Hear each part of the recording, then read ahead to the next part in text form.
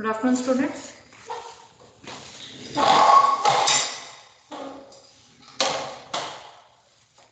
Good afternoon, everyone. Good afternoon, ma'am. Good afternoon, Good ma'am. afternoon, ma'am. Yes. Are you able to see the bone? Yes, ma'am. Okay. Here, ma'am.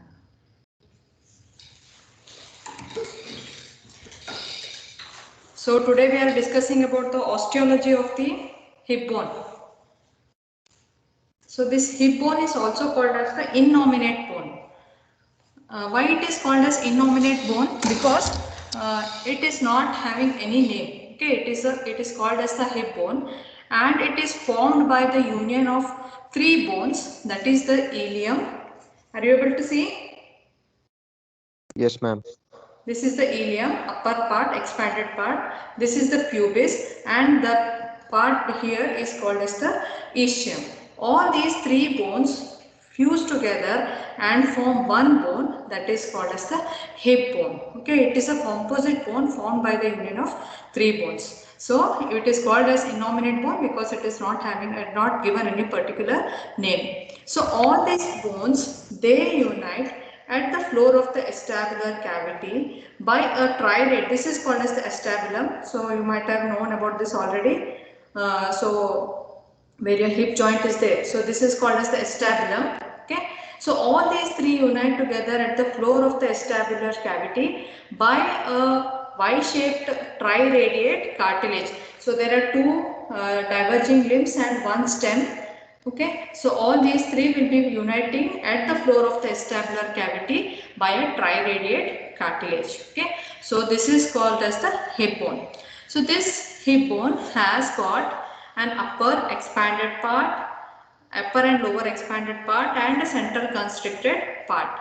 So on the outside or in the external aspect, there is a cup-shaped depression which is called as the acetabulum. This acetabulum receives the head of the femur to form the polyaxial hip joint. Okay, so here your hip joint will be present. So between the acetabulum and the femur, like you have got the shoulder joint between the glenoid cavity of the scapula and the head of the humerus. Similarly, here between the acetabulum and the head of the femur, you are having the joint which is called as the hip joint. Okay, so this is the just a brief introduction. So this hip bone has got three bones I have already told, that is the upper and the lower expanded part. So upper, this part is called as the ilium, the anterior part is called as the pubis, this lower part is called as the ischium.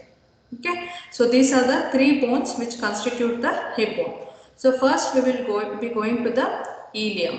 Okay, this is the ilium. This is a broad plate of the bone or a fan shaped plate of a bone having an upper end, lower end, anterior border, posterior border, medial border, and three surfaces. This is called as the iliac fossa, this is called as the sacropelvic surface, and this is called as the gluteal surface. Okay, so this is called as the ilium. This upper expanded part is called as the ilium, where you have got an anterior border, a posterior border, a medial border, then a iliac fossa, the sacropelvic surface, and this is called as the gluteal surface. Okay, so this is the ilium.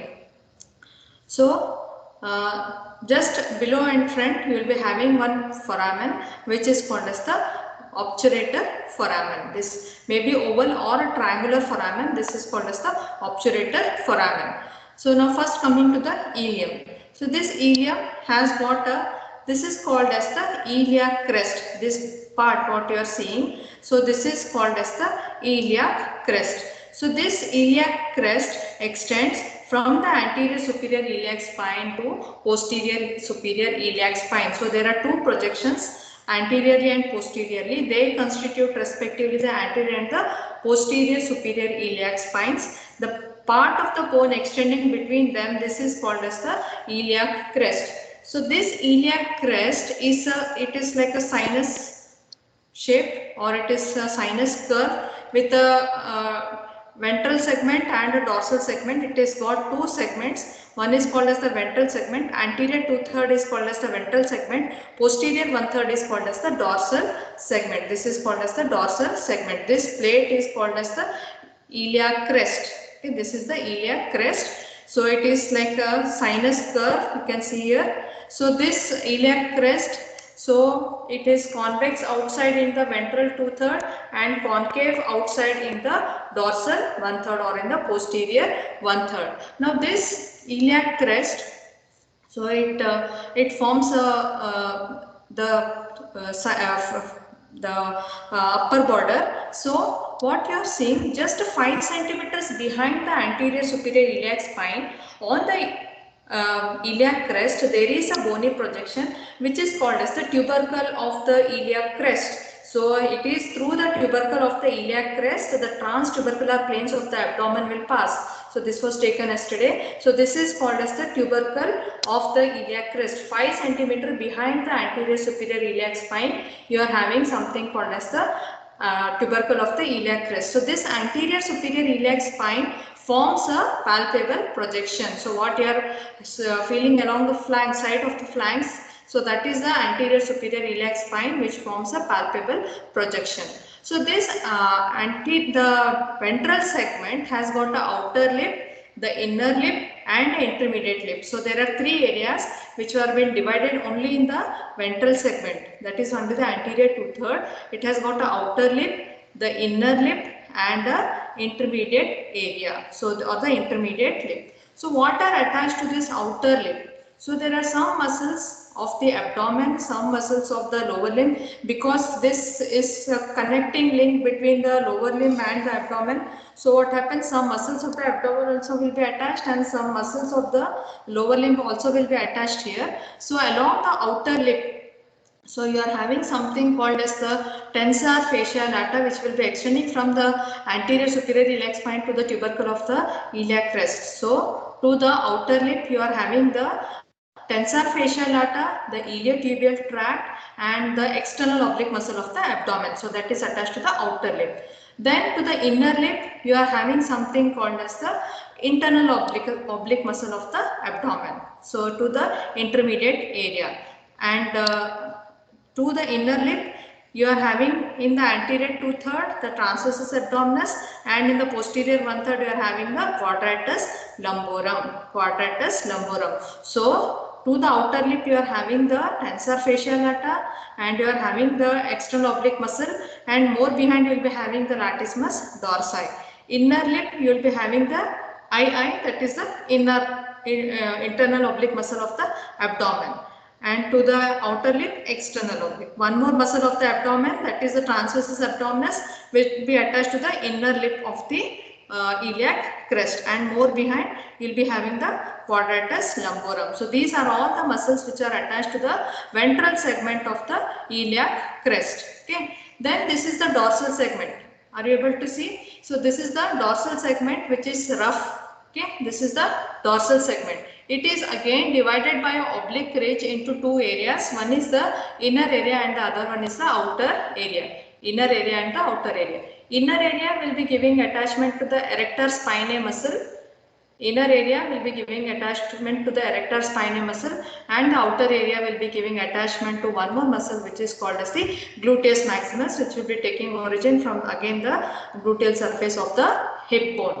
Okay, so to the dorsal segment you are having, it is divided by a ridge into 2 areas, inner area and the outer area. Inner area will be giving attachment to the erector spinae muscle, and the outer area will be giving attachment to the gluteus maximus. So these are the muscles which are attached to the iliac crest, so which is a blade of a bone which is extending from the anterior superior iliac spine to the posterior superior iliac spine. So now this is the anterior superior iliac spine, okay, which forms a palpable projection. So this will be giving attachment to the lateral end of the inguinal ligament. Similarly, the medial end will be attached here to the pubic tubercle. So like this you are having the inguinal ligament. Okay. So to the anterior superior iliac spine you are having the inguinal ligament, and one muscle of the lower limb, that is the thigh, which is called as the sartorius, or also called as the Taylor's muscle, which will be attached to this anterior superior iliac spine. So this is the anterior superior iliac spine. Similarly, you are having something called as the posterior superior iliac spine. So that was about the iliac crest. So the highest point of this lies just behind the midpoint of the iliac crest. So the highest point will be lying just behind the iliac crest, and a line drawn across it will form a supracristal plane. Okay, that is called as the supracristal plane, which corresponds to the lower end of the subarachnoid space. That is the S1. So that is the supracristal plane. Okay. So this is the tubercle of the iliac crest, which will be just about 5 centimeters behind the the anterior superior iliac spine. Sorry, the supracristal plane will be at the level of L3. Okay, L3. So that is about the iliac crest. Then next you are having the anterior border. This is the anterior border of the ilium or the iliac fossa. What you are seeing, so it is starting from the anterior superior iliac spine. It will form a notch. You can see here there is a depression, so this is the notch. Then there is one more projection which is called as the anterior inferior iliac spine. Ultimately it will end along the upper margin of the acetabulum. So this is the acetabulum, so it is ending along the upper margin of the acetabulum. So this is called as the anterior superior iliac spine. This is called as the anterior inferior iliac spine. So anterior inferior iliac spine will give attachment to the straight head of the rectus femoris, one muscle, and one ligament which is called of the hip joint, which is called as the iliofemoral ligament. Iliofemoral ligament. Okay, so this is attached to the anterior inferior iliac spine. This is the notch here. Okay, it is forming one more projection which is called as the anterior inferior iliac spine. It is ending along the upper margin of the acetabulum. So this is the acetabulum. So this is the anterior border. Similarly, posterior border of the ilium. So it will start from the posterior superior iliac spine. It will form a roughened border. Then it will form something called as the posterior inferior iliac spine. Then it will form a notch, and ultimately it will be continuing with the ischium. This is the posterior ischium. So it will become continuous with the posterior border of the ischium. So this is the posterior superior iliac spine, posterior inferior iliac spine. So this is the anterior border, posterior border. Similarly, there is a medial border. This is the medial border. So this medial border, the posterior 1/3 is rough, middle 1/3 is sharp, and the ventral 1/3 is rounded. Okay, it is rounded. So this is rounded. Okay, this is sharp, this is rough. So this posterior 1/3 is rough, middle 1/3 is sharp, forming a margin of the auricular surface, and the anterior 1/3 is rounded, forming a line which is called as the arcuate line. This is called as the arcuate line. This is the arcuate line.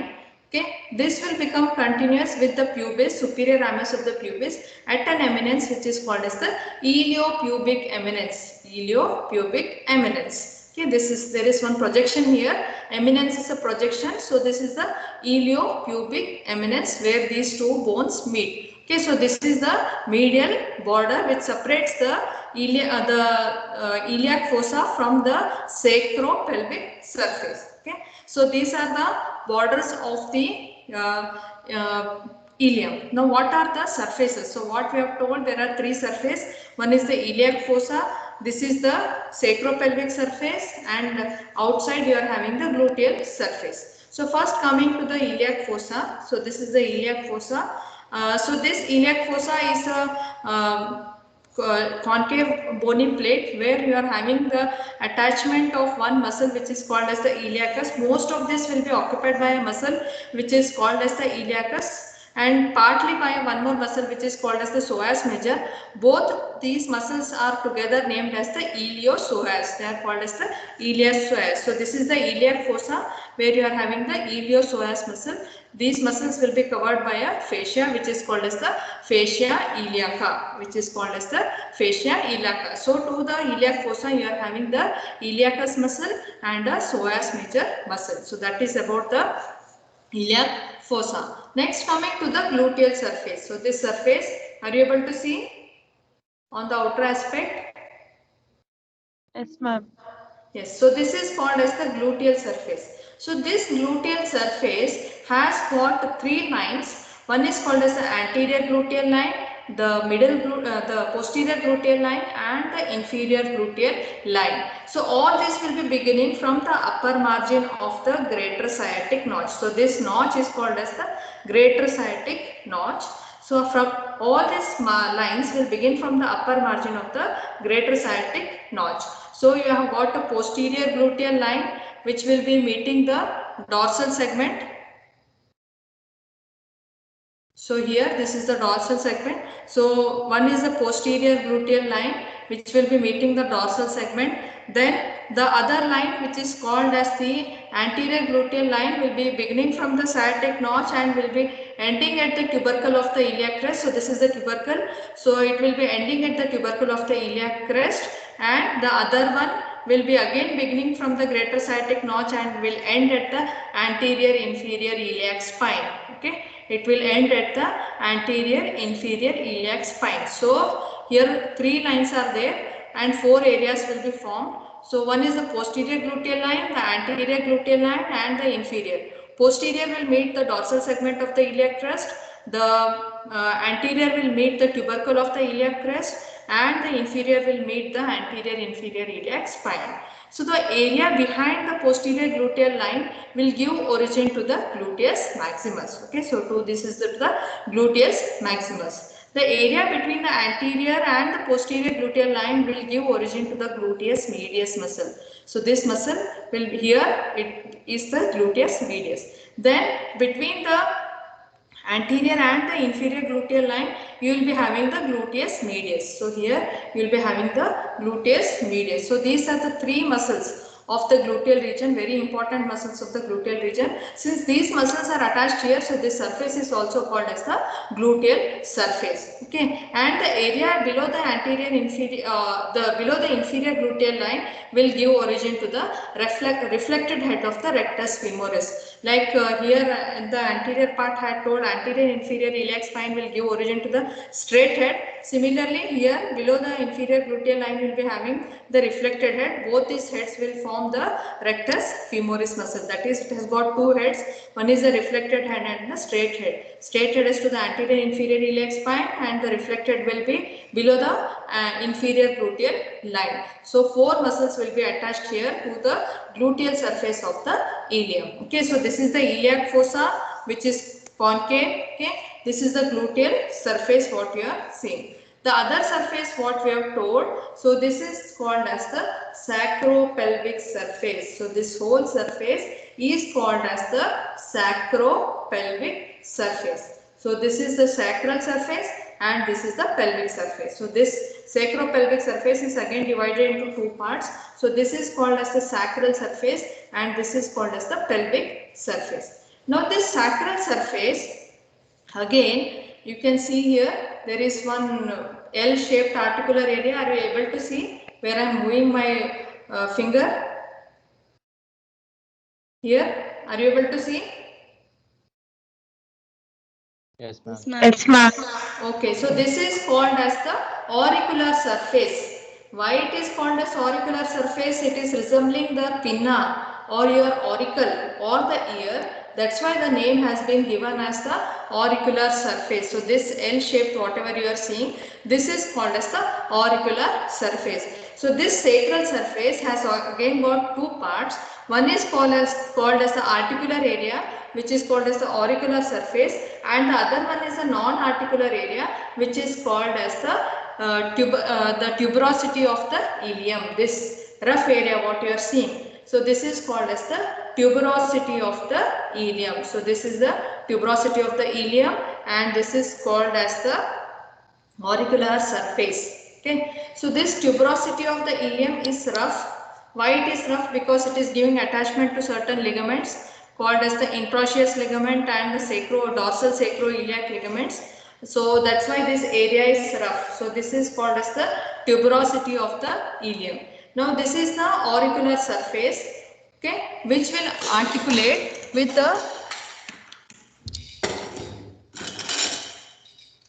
similar articular area on the sacrum, on the ala of the sacrum.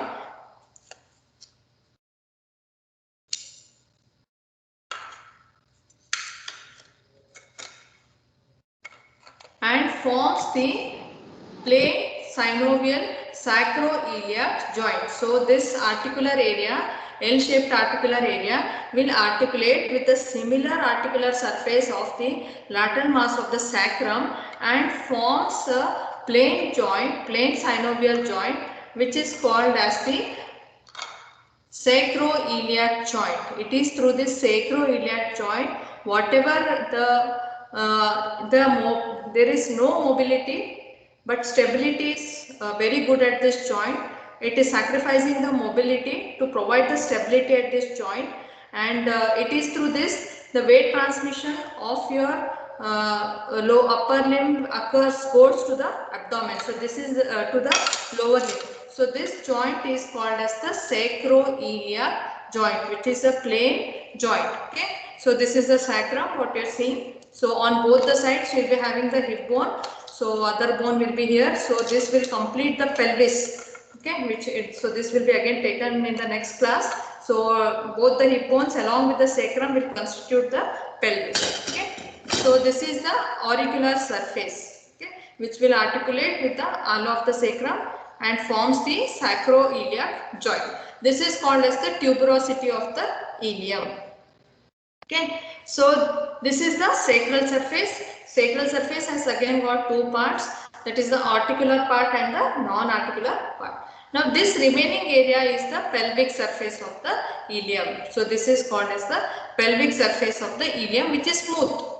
Okay, it is smooth and it forms the anterior wall of the true pelvis, and some part of it along the upper margin of the greater sciatic notch will give origin to the piriformis. Okay, to the piriformis, which will be attached here. Okay, and there is one sulcus here, which is called as the preauricular sulcus. Along the lower margin of this articular area, there is one sulcus. You can see here. This is called as the preauricular sulcus. This is called as the preauricular sulcus. So this preauricular sulcus is more prominent in females, especially in the parous females, because this preauricular sulcus, will give attachment to a ventral sacroiliac ligament. So this ventral sacroiliac ligament will undergo stretching during pregnancy. So that line is more prominent. That is, the preauricular sulcus is more prominent in parous females. Okay, so this hip bone is used for the sex determination. There are many features of which it will help in the determination of the sex of that person. So that will be taken in detail when we are discussing about the pelvis. So right now remember, so this is the preauricular sulcus, which is more prominent in the females. Okay, so that is the pelvic surface of the ischium. So this will be in continuity with the pelvic surface of the ischium. Okay, so this is forming the anterior wall of the pelvis, and it is giving attachment to the along the margin of the greater sciatic notch to the piriformis and one more muscle, that is the obturator internus. So that is the pelvic surface of the ilium. So this is smooth. Okay, so this is about the ilium. So ilium has got three borders, that is the anterior border, posterior border and the medial border. Three surfaces: iliac fossa, the sacropelvic surface and the gluteal surface. Okay, so this is the iliac crest, okay, which has got a ventral segment and a dorsal segment. Ventral segment is in the anterior 2/3 and dorsal segment is in the posterior 1/3. This is called as the tubercle of the iliac crest, which is situated 5 centimeters behind the anterior superior iliac spine. Okay, so this is about the ilium. Okay. Then next, coming to the ischium, this bone which forms the dorsal component of the hip bone. So that is the ischium.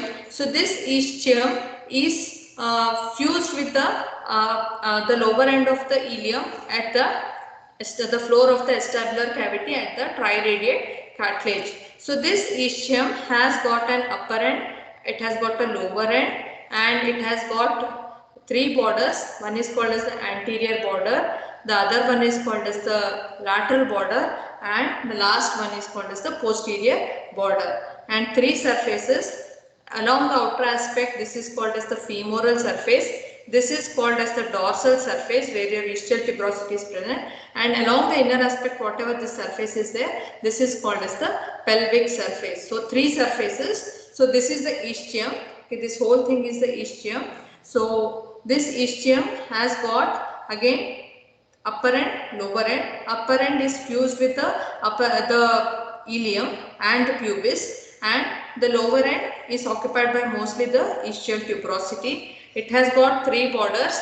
This is called as the anterior border, where your obturator foramen is present.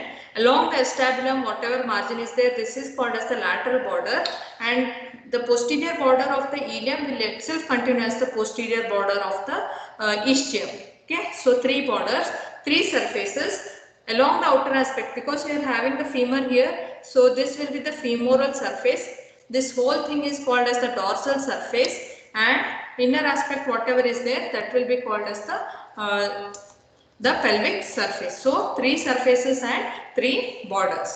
So we'll go to the individual borders and surfaces. This is the anterior border, which forms the anterior margin of the obturator foramen or the posterior margin of the obturator foramen, and it is giving attachment to a membrane which is called as the obturator membrane. So this obturator foramen will be closed by a membrane which is called as the obturator membrane. Only along upper part it will be deficient, where it will form a canal which is called as the obturator canal. Okay, so this will be covered by a membrane which is called as the obturator membrane. So this anterior border forms the posterior margin of the obturator foramen. This is the lateral border. So this lateral border is notched in the upper part near the acetabular cavity. So this notch transmits the obturator externus tendon. So here you will be having the tendon of the muscle which is called as the obturator externus. Rest of the margin will be formed by the lateral margin of the ischial tuberosity. So this is the lateral border.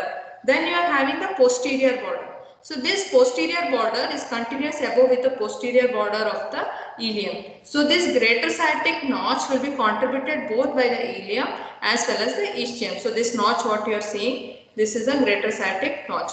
So this posterior border, it forms, so this is the greater sciatic notch. It will form a projection. This is called as the ischial spine. Again it will form a notch which is called as the lesser sciatic notch, which will be continuous again as the posterior margin of the ischium. So this is the whole of the posterior border of the ischium, where you are having the greater sciatic notch, the ischial spine which is a projection, and this is the lesser sciatic notch. This is the lesser sciatic notch. Now this is the greater sciatic, ischial spine, the lesser sciatic notch. So three borders: anterior border, posterior border, and the lateral border. Three surfaces: femoral surface, the dorsal surface, and this is the pelvic surface. So first coming to the femoral surface. So this is the femoral surface which is situated just below the acetabulum. So this will be in the anterior part, it will be giving origin to the obturator externus muscle, and behind to the quadratus femoris. Two muscles are seen along the femoral surface. One is the obturator externus and the other one is the quadratus femoris. Two muscles will be attached here. Now this is the dorsal surface. So this dorsal surface is divided by a curved groove into upper and the lower areas. This is the upper area which will be continuous with the gluteal surface of the hip bone. So this here it will be occupied by the tendon of the piriformis. Okay, here you will be having the sorry.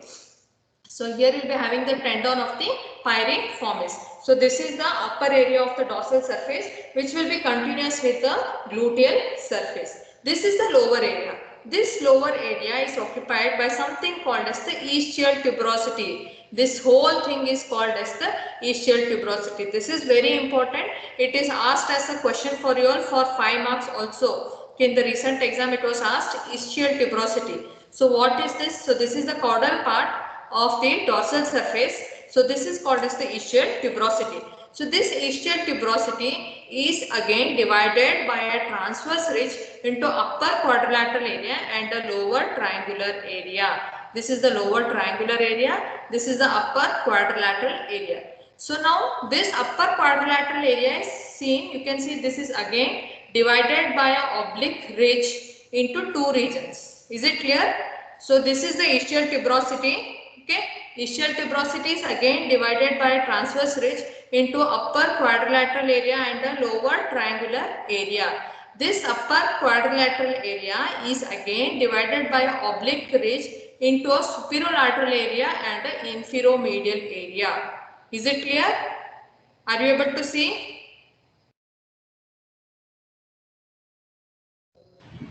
Yes, ma'am. Yes, ma'am. Is there any lag, video and audio? Is there any lag, or it's correct? It's correct, ma'am. Correct, ma'am. No lag in the audio, na? No, ma'am. Okay. So this is the ischial tuberosity what you are seeing. So this is divided by oblique ridge into a superolateral area and an inferomedial region. So why this is important? So this ischial tuberosity is giving origin to the hamstrings of the thigh. Okay, hamstrings are the muscles of the posterior compartment of your thigh. They are called as the hamstrings. The feature is that all the hamstrings will be taking common origin from this ischial tuberosity. So there are four hamstrings.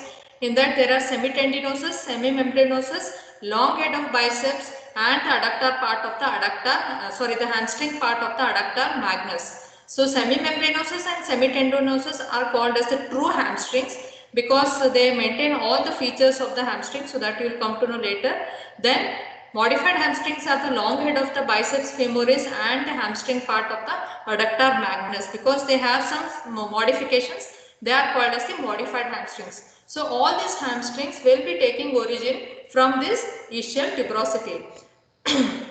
So this quadrilateral area we have told two regions are there, superolateral and inferomedial. So superolateral will be giving origin to the semimembranosus, inferomedial to the semitendinosus and the long head of the biceps, and the semitendinosus from the inferomedial area, and from the superolateral area having the semimembranosus. Okay, then left out is only the hamstring part of the adductor magnus. So it is taking origin from this triangular area. So this triangular area will be again divided by a vertical ridge into an inner area and an outer area. Okay, so this is the lower triangular area. So this whole thing is the ischial tuberosity. So ischial tuberosity is again divided by a transverse ridge into upper quadrilateral area and the lower triangular area. So quadrilateral is divided by an oblique ridge, triangular is divided by a vertical ridge. So vertical ridge will divide that lower triangular area into a medial area and a lateral area. So lateral area will give origin to the hamstring part of the adductor magnus. Okay, hamstring part of the adductor magnus will be taking. So all this will be now taking origin from the ischial tuberosity. Then how about the medial part? So this medial part is mainly occupied by a pad of fibrofatty tissue. So this fibrofatty tissue is helping in the weight transmission in your sitting position. When you are sitting, whatever weight transmission is occurring, it is through the medial part of the ischial tuberosity, where mainly the fibrofatty tissue is present, which is preventing the friction and helping in the weight transmission. So this is the medial part. So this is the triangular area divided by a vertical ridge. So this is the ischial tuberosity. Is it clear? Ischial tuberosity, the attachment of the muscles are mainly the hamstrings. So this is the dorsal surface divided by a transverse ridge into upper area and the lower area. Lower area is your ischial tuberosity. Upper area is mainly occupied by the piriformis tendon in a recent state. Okay, so this is the dorsal surface. Now next coming to the pelvic surface. So this pelvic surface is smooth. Okay, and this is continuous above with the pelvic surface of the the ilium. So this is also mainly forming the wall of the anterior wall of the true pelvis. So this is the pelvic surface of the ischium. So what you are seeing, so this is the pelvic surface of the ischium and giving some origin to the levator ani and the coccygeus muscle, which form a part of the urogenital diaphragm and the pelvic diaphragm. So here you are having the levator ani and the coccygeus muscle. So these are the muscles which are attached to the pelvic surface of the ischium. So this is about the ischium. So this ischium, what we have told, this is called as the body and this is called as the ramus. Okay, this is the body. What I explained till now was about the body. Now this is called as the ramus of the ischium. So this ramus of the ischium, it extends upwards and medially and joins with the inferior ramus of the pubis, forming a conjoint ischiopubic ramus. So this is called as the conjoint ischiopubic ramus. So because it is contributed by the ramus of the ischium and ramus of the pubis, so this whole thing is called as the conjoint ischiopubic ramus. Okay, ischiopubic ramus. So this conjoint ischiopubic ramus, if you are seeing, it has got the inner surface, the outer surface, upper border and a lower border. Okay, if you see like this now this will be the conjoint ischiopubic ramus having the outer surface, the inner surface, upper border, lower border. Upper border will be forming the margin of the obturator foramen, giving attachment to the obturator membrane. Lower border will be with the opposite hip bone. It will form the subpubic angle. So that is important. So this lower border of both the sides will form something, a V-shaped, like this it will be formed. So that will be called as the subpubic angle. So both the inferior borders of both the hip bones, they form the subpubic angle. So these are the two borders. Then you have got the outer surface and you have got the inner surface. So this is the outer surface. So outer surface will be again giving to origin of few of the muscles. From below upwards, you will be having the gracilis, then you will be having the adductor brevis, then you are having the adductor longus, sorry, the obturator externus and the adductor longus. So these are the muscles which will be attached to the outer surface. Now this is the inner surface. So inner surface is again divided by some faint groove into three areas, upper, middle and lower. Okay, so this is, you won't appreciate those grooves much. So this is the inner surface of the conjoint ischiopubic ramus, which will be divided into three areas, upper, middle and the lower. So all this will be giving attachment to the muscles of the urogenital diaphragm. I think you will get confused if I tell now about those things. So just I will enumerate them, just listen to it. So this will be giving attachment to some muscles like the transversus perinae superficialis, transversus perinae profundus, then the ischio-coccygeus. So these are the muscles which will be attached to the inner surface. Apart from that, some fibers of the superior crest of the penis also will be attached here. So this is the inner surface of the conjoint ischiopubic ramus. So conjoint ischiopubic ramus has got a upper border, lower border, the outer surface and the inner surface. So outer surface you have got the gracilis, then the adductor brevis, then the adductor, the obturator externus and the adductor longus. So this will be attached here to the external surface. So that is the conjoint ischiopubic ramus. So that was about the ischium. So ischium has got a body and the ramus. So which will be uniting with the inferior ramus of the pubis. So that was about the ileum and the ischium. Next, coming to the pubis. So this part, the ventral part will be of the hip bone, will be contributed by the these two bones, that is the ischium and the pubis. The dorsal component of the hip bone will be contributed by the ileum. Okay, ventral by these two and the dorsal component by the ileum. So this pubis is, you can see, it has got a body and two rami. One is called as superior ramus and the other one is called as the inferior ramus. So this body, you can see, it is like quadrilateral plate of bone having a anterior surface, a posterior surface or the inner surface and a medial surface. This is called as the medial surface. Anterior surface, the posterior surface and the inner surface. And it has got an upper border, okay, upper border and the lateral border along the margin of the obturator foramen. So this along the upper border you are having a raised area which is called as the pubic crest, which will ultimately end into an elevation which is called as the pubic tubercle, one of the important landmarks, that is called as the pubic tubercle. This area, rough area, is called as the pubic crest and this is called as the pubic tubercle. Okay, this is one of the important landmarks. Now coming to the body of the pubis, so we are told it has got an anterior, medial and a posterior surface. This is called as the anterior surface. Anterior surface, along here upper part it is grooved and here it will give origin to the adductor longus. Remaining all muscles will be same like that of the conjoint ischiopubic ramus, that will be carried down, that is the adductor brevis, obturator externus and the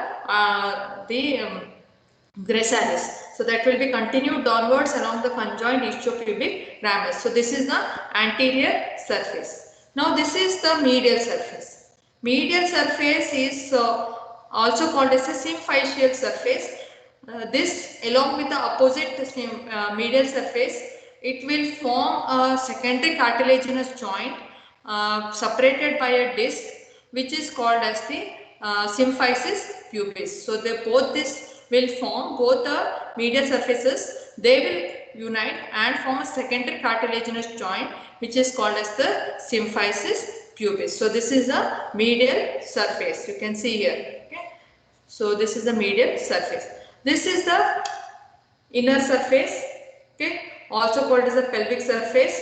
Again it is forming the wall of the pelvis and this is mainly separated from the urinary bladder by a retropubic space. Okay, so this is here you will be having the urinary bladder, so it will be separated from the urinary bladder by the retropubic space. So this is the posterior surface or the pelvic surface. So this is the body of the pubis, where you have got the anterior surface, the posterior surface, medial surface.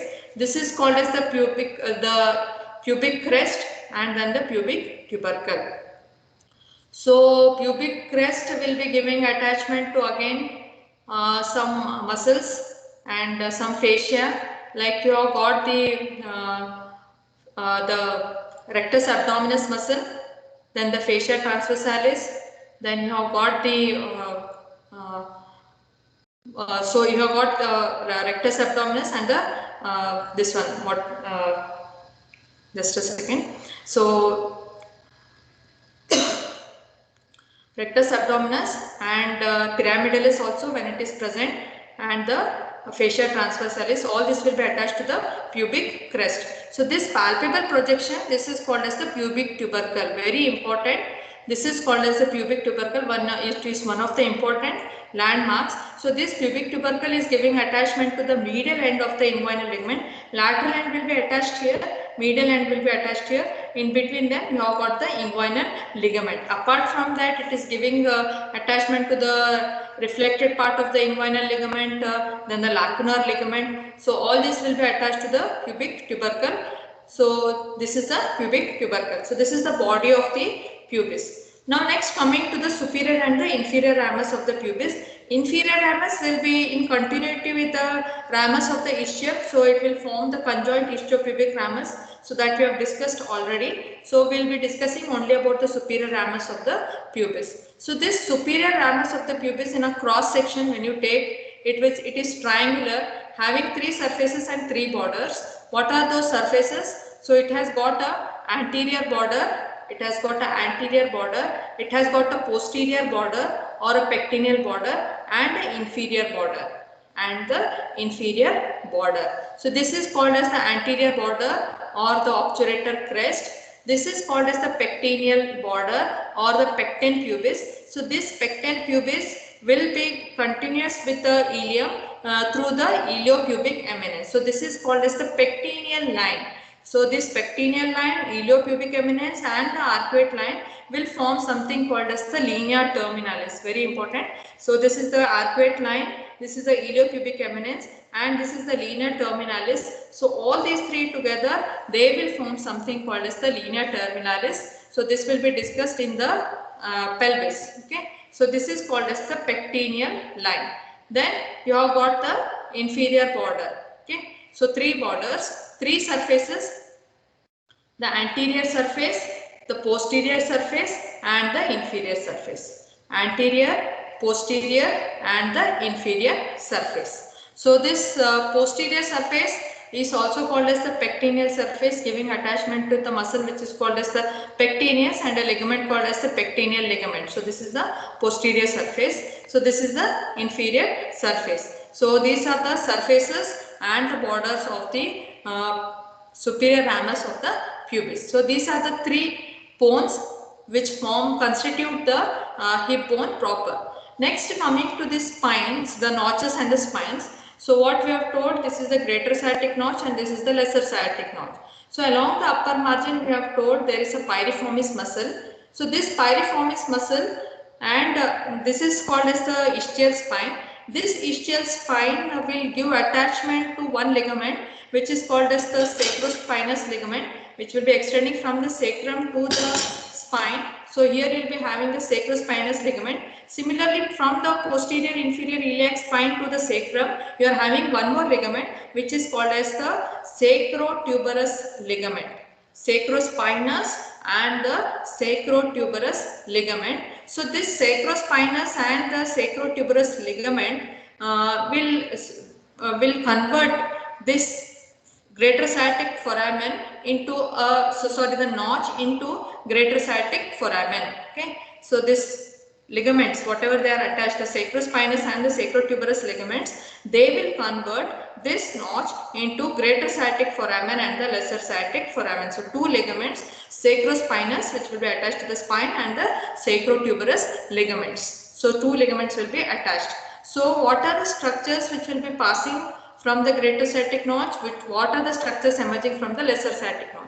So what we have told, along the upper margin there is a muscle which is called as the piriformis. So like this you will be having the piriformis. So this piriformis is called as the key muscle of the gluteal region, because some vessels will emerge from the upper margin of the piriformis and some vessels and nerves will emerge from the lower margin of the piriformis. Now what are the structures which will be emerging from the upper margin of the piriformis? So mainly superior gluteal vessels and nerves will be emerging from the upper margin of the greater piriformis. Similarly, from the lower margin of the piriformis, you will be having many structures which will be emerging. So from the lateral to medial side, you have got the sciatic nerve, which is the most thickest nerve of the body. So that is the sciatic nerve. Then you will be having the posterior femoral cutaneous nerve. Then you will be having the inferior gluteal nerve, inferior gluteal vessels, then the nerve to obturator internus, then the internal pudendal vessels and the pudendal nerve. So all these structures will be emerging from the lower margin of the piriformis.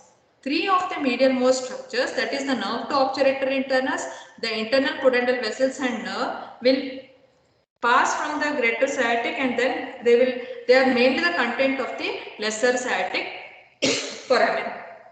Okay, they will again enter the lesser sciatic foramen and then pass through the pudendal canal which is situated here. Okay, so these are the structures which are emerging from the upper and the lower margin of the piriformis. Now this is called as the spine, ischial spine. So this ischial spine has got again outer surface and the inner surface. So along the inner surface you will be having the obturator internus. Then here along the upper and the lower margin you will be having the gemellus superior and the gemellus inferior. So here three tendons will be formed. One is the gemellus superior from the upper margin of the lesser sciatic notch, and the gemellus inferior from the lower margin of the sciatic notch, and you will be having the obturator internus here. So all these three tendons will be forming the tricipital tendon, which will be ultimately inserted into the femur. So here three muscles will be there, that is gemellus superior, gemellus inferior and the obturator internus. So all these three forms the tricipital tendon. Okay, so that is the ischial spine. So which is again a palpable projection. So this ischial spine it forms the dimple, skin dimple on the posterior aspect. Okay, so that is also one of the important landmarks. So this is called as the ischial spine. So what are the structures emerging from the greater sciatic notch and what are the structures emerging from the lesser sciatic notch? Greater sciatic notch, all the structures you have to mention. Lesser sciatic notch, only 3 vessels, nerve to obturator internus, internal pudendal vessels and the pudendal nerve. Okay, so this is the greater sciatic notch and the lesser sciatic notch. Next, coming to the obturator foramen. So along the lower aspect, below and in front, you are seeing one foramen which is called as the obturator foramen. This may be oval or triangular. So triangular in females and oval or circular in males. So that is also one of the differentiating features between the male and the female pelvis. So this is called as the obturator foramen. So this obturator foramen is closed by a membrane which is called as the obturator membrane, which is deficient along the upper aspect, which forms the obturator canal. Here there will be an obturator canal. So it is deficient along the upper part. So this here it is closed by the obturator membrane. So this is called as the obturator foramen. Next, what you are seeing, so this is a deep fossa or a cup-shaped depression along the outer aspect or the lateral aspect of the bone, which is called as the acetabulum. So this acetabulum is a deep fossa where on the periphery of it you are having a peripheral margin which is having a, or it is covered by a fibrocartilaginous rim just like your glenoid cavity. So this is called as the acetabular labrum, which deepens the cavity, acetabular fossa. So here along the peripheral margin you are having the acetabular labrum. Now what you are seeing in the inner aspect, there is one articular part and there is one non-articular part. This articular part is horseshoe shaped or it is lunate shaped. So it is called as the lunate fossa. This is articular. This is the part which is articulating with the head of the femur. This is called as the non-articular part, which is acetabular fossa. This is the lunate shaped fossa, which is called as the lunate fossa, which will articulate with the head of the femur and forms the hip joint. It is covered by an articular hyaline cartilage. Okay, so this is the lunate fossa. Then next, what you are having? So this lunate fossa is deficient along the lower part, forming something called as the acetabular notch. Here you can see one depression where I have placed my finger. This is called as the acetabular notch. This acetabular notch will give attachment to a ligament which is called as the transverse acetabular ligament and the ligamentum teres femoris. 2 ligaments will be attached here. So one is the transverse acetabular ligament and the ligamentum teres femoris. So this is the transverse acetabular notch, this acetabular ligament, and here you will be having the acetabular notch where it is deficient. This is the lunate fossa which is articular. This non-articular part is called as the acetabular fossa. So what is present here? It is mainly presence of a pad of fat here which is in the liquid condition at a room temperature. So this is occupied by a pad of fat. Okay, so this is the acetabular fossa which articulates with the head of the femur forming the hip joint.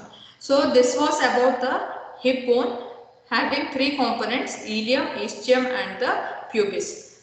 So next is about how to hold it in the anatomical position and side determination. So how you are going to determine the side? Very easy. Just remember, this acetabular cavity is present on the outer aspect. It is present laterally. Okay, and this obturator foramen should be below and front. If I take it this way, what happens? It will go behind. Okay, this obturator foramen is going behind. Though the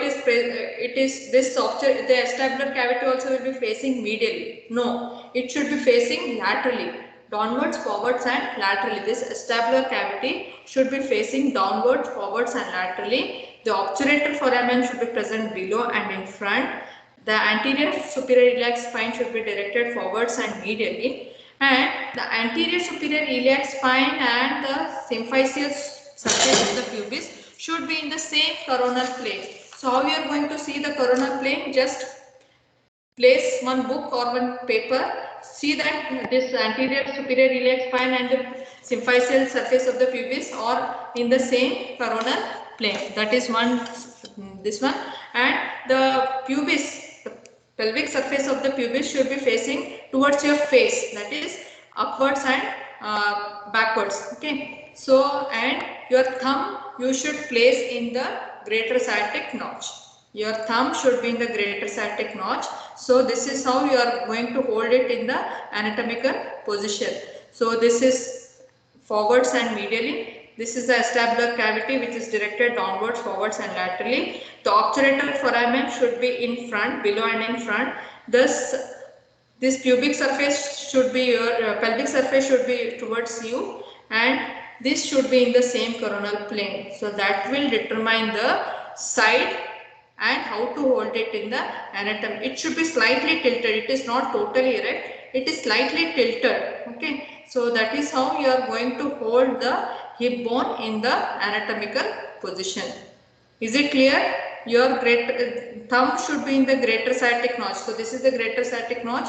So it should be in the greater sciatic notch. So this is how you are going to hold it in the anatomical position. Slightly tilted. Is it clear? So this is the right hip bone. Okay. Is it clear? Yes, ma'am. I know this content was too much. Though I have cut short it, so many things have been given in your books. So don't scratch your head that much. So what is important have discussed, which are the important attachments, what you have to remember. So those things I have discussed. So go through it once again. So again next week I will be dealing with the pelvis.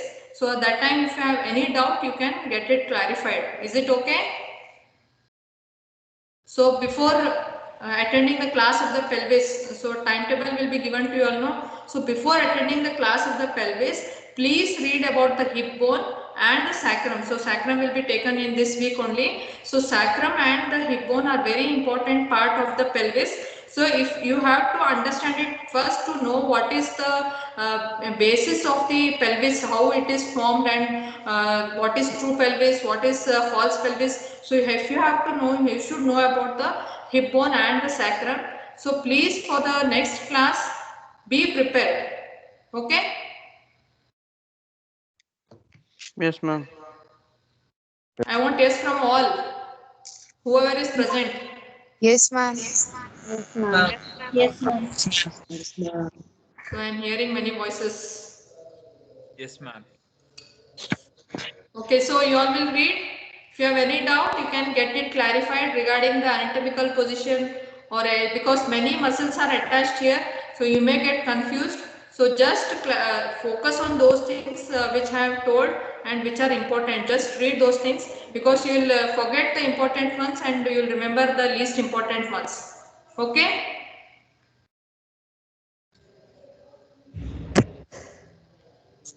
So one more Okay. thing what I want to mention. So this is the acetabulum.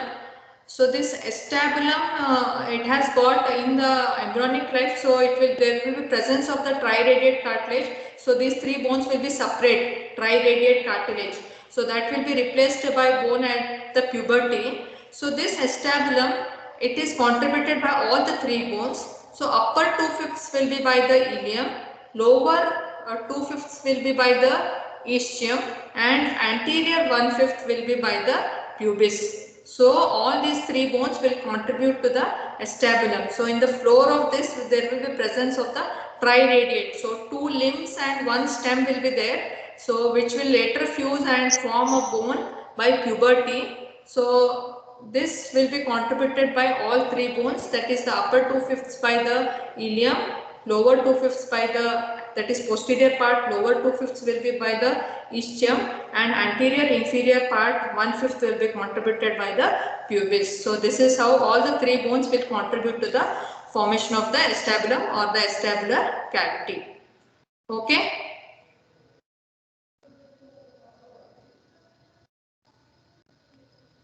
Yes, ma'am. So I know it was a very long class and just hearing it is all the more boring. So just read it. Okay. If you all taken your books with you all? Any book you have carried with you all? Yes, ma'am. Yes or no? Yes, Yes. Yes, Yes. Okay, just read it. Okay. Next class I will be dealing with the pelvis. So if you have any doubts, you can ask that. Okay. Okay, then have a nice day. Thank you, ma'am. Today morning class was taken anatomy. No, ma'am. No, ma'am. No, ma'am. Okay. Okay, that class will be taken. It will be somehow managed. Okay. Thank you, ma'am. Okay, thank you. Bye. Have a Thank nice you, day. ma'am. Thank you, ma'am. Thank you, ma'am. Thank you, ma'am. Thank you, ma'am.